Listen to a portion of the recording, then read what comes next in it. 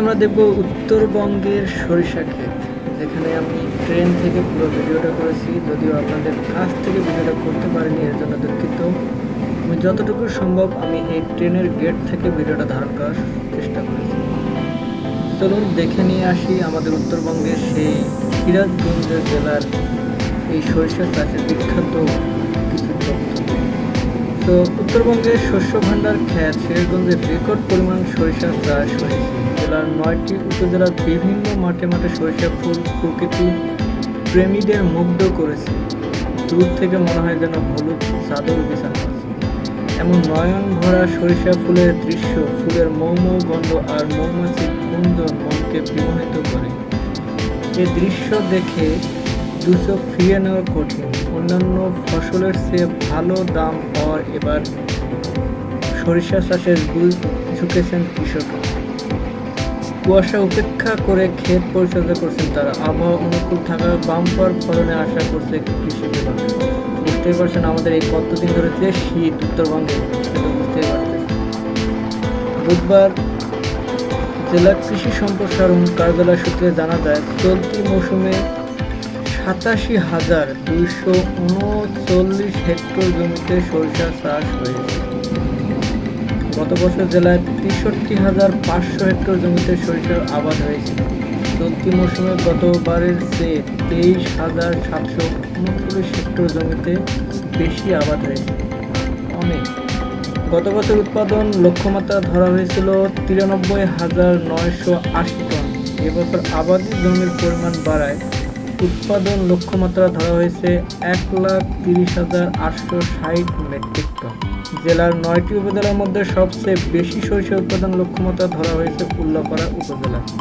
এই উপজেলায় সরিষা আবাদের লক্ষ্যমাত্রা 23,611 হেক্টর। ভাবা যায় কত জমির পরিমাণ এই সরিষা আবাদ হয় এখানে। কৃষি বিভাগ থেকে 1 কেজি বীজ ও বিভিন্ন ধরনের 30 কেজি করে হিসাবে 41,200 কৃষককে সার দেওয়া হয়েছে।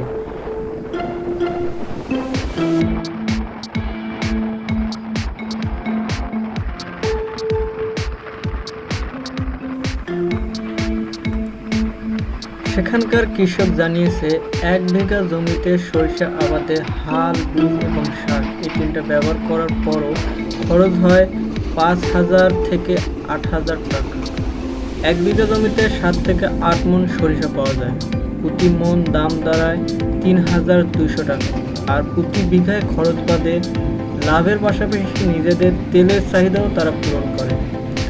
আবহাওয়া ভালো থাকলে সময় মতো সরিষা ঘরে তুলতে পারবেন তারা। এবছরের মতো আগামীতেও ভালো দাম পাবেন বলে তাদের আশা। আদর্শ মৌ খামের মালিক শহীদুল ইসলাম জানান, সরিষার ক্ষেতে এবার 3 শতাধিক মৌ বাক্স বসানো হয়েছে। এতে প্রতি সপ্তাহে 8 থেকে 10 মণ মধু সংগ্রহ করা হয়। ওরে বাবারে, 8 থেকে 10 মণ শুধু মধু সংগ্রহ করে এই সরিষা ক্ষেত থেকে।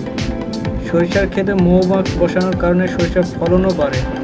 খাঁটি মধু কিনতে অনেকেই মাঠে আসছেন। মৌচাষী আশরাফুল ইসলাম জানান, দেশের বিভিন্ন স্থান থেকে মধু সংগ্রহ করতে এসেছে পাইকারি ব্যবসায়ীরা। কিন্তু বলি, সবাই ফেসবুকে কেন খাঁটি সরিষা মধু বলে অ্যাড দিতেছে। তার মানে সব মধু আমাদের এখানে উত্তরবঙ্গ থেকেই আসতেছে। ভালোই একদিক দিয়ে। দেশের বিভিন্ন স্থান থেকে মধু সংগ্রহ করতে এসেছে পাইকারি ব্যবসায়ীরা। ক্ষেত থেকে সংগ্রহ করা উন্নত মানের মধু পাইকারি 250 থেকে 300 টাকা কেজি বিক্রি আছে।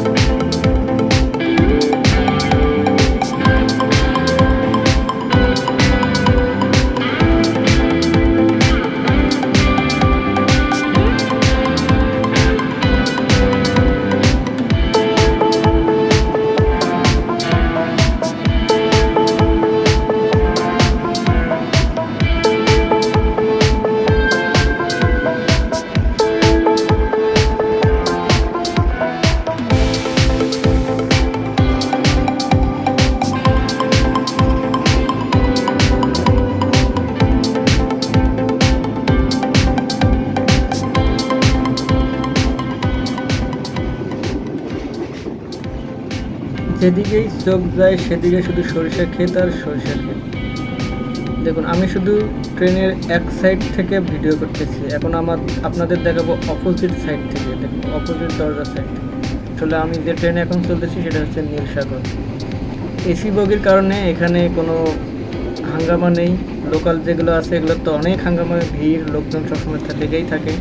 এখানে অনেক পুলিশ পাহারা দেয় যেন অতিরিক্ত লোককে ওখানে উঠতে না পারে, যার কারণে এই ট্রেনের সামনে বা সাইডে অনেক নিরাপত্তা আছে।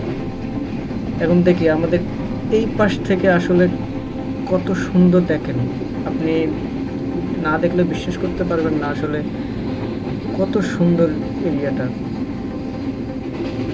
দেখুন, চারিপাশে শুধু সরিষা ক্ষেত আর সরিষা ক্ষেত, মানে চোখ জুড়ে যাবে আপনার এখানে আসলে। আমি তো প্রায় আধা ঘন্টা ধরে ভিডিও করছি, অনেক কাটসাট করে আপনাদের ভিডিওটা একটু কমাই দিচ্ছি। চারিপাশে শুধু সরিষা ক্ষেত।